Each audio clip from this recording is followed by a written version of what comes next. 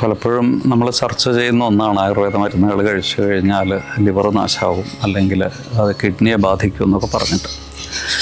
അത് കൃത്യമായിട്ട് നമ്മൾ ഒരു രോഗിയെ അനലൈസ് ചെയ്ത് മരുന്ന് എഴുതുകയാണെങ്കിൽ അത്തരത്തിലൊരു പ്രശ്നം വരില്ല. അതിൽ ശ്രദ്ധിക്കേണ്ട കുറച്ച് കാര്യങ്ങൾ, ഇപ്പോൾ പച്ചമരുന്നാണെങ്കിൽ പോലും ആയുർവേദം നിഷ്കർഷിക്കുന്നുണ്ട് അത് ഏത് പ്രദേശത്ത് ഏത് സമയത്താണ് നമ്മൾ എടുക്കേണ്ടത് എന്നുള്ളത്.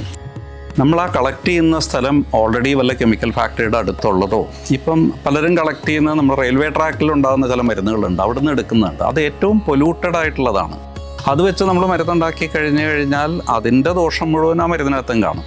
അപ്പം ആ എടുക്കുന്ന സ്ഥലം മുതൽ എങ്ങനെ കളക്ട് ചെയ്യുന്നു തുടങ്ങിയിട്ട് നമ്മൾ ശ്രദ്ധിക്കേണ്ട കാര്യങ്ങളുണ്ട്. പിന്നെ വേറെ ഒന്ന്, നമ്മൾ പ്രിസ്ക്രൈബ് ചെയ്യേണ്ട അളവ്.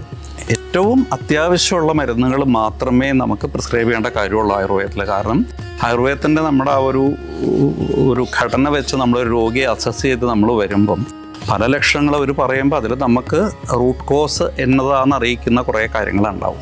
അപ്പോൾ അവിടെ മുതലാണ് നമ്മൾ തുടങ്ങേണ്ടത്. അതിനെ കറക്റ്റ് ചെയ്ത് നമ്മൾ സ്റ്റെപ്പ് ബൈ സ്റ്റെപ്പായിട്ട് വരുമ്പം വളരെ കുറച്ച് മരുന്നുകളെ കൊടുക്കുള്ളൂ. മരുന്ന് കൂടുതൽ കൊടുക്കുന്നത് സ്വാഭാവികമായിട്ടും ദഹനത്തിനെ തകരാറാക്കും, റിസൾട്ട് കിട്ടില്ല. ഇപ്പം നമുക്കറിയാമല്ലോ, നമ്മൾ മരുന്ന് കഴിച്ചിട്ടുള്ള ടോക്സിസിറ്റി ഉണ്ട്, ലിവർ ടോക്സിസിറ്റി പോലുള്ളത് നമ്മളറിയാം.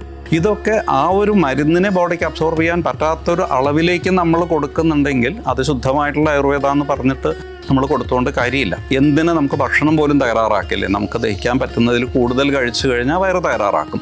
അത്തരത്തിൽ അമിതമായിട്ടുള്ള ഭക്ഷണം, അതല്ലെങ്കിൽ കൊഴുപ്പ് കൂടിയ ഭക്ഷണമൊക്കെ ഇന്നത്തെ ഒരു ശീലത്തിൻ്റെ ഭാഗമായതുകൊണ്ടാണ് ഇന്ന് നമുക്ക് ലിവറിൻ്റെ പോലെയുള്ള ഒരുപാട് അസുഖങ്ങൾ കൂടുതലുള്ളത്, ഫാറ്റി ലിവർ പോലെയുള്ളത്. അപ്പം ഇത് ശ്രദ്ധിച്ച് മരുന്ന് കൊടുത്ത് കൃത്യമായ അളവിൽ നമ്മൾ ഡയറ്റും മറ്റു കാര്യങ്ങളൊക്കെ വെച്ച് കൊടുക്കുകയാണെങ്കിൽ ഇത്തരത്തിലുള്ള പ്രയാസങ്ങൾക്ക് പൊതുവേ സാഹചര്യമില്ല.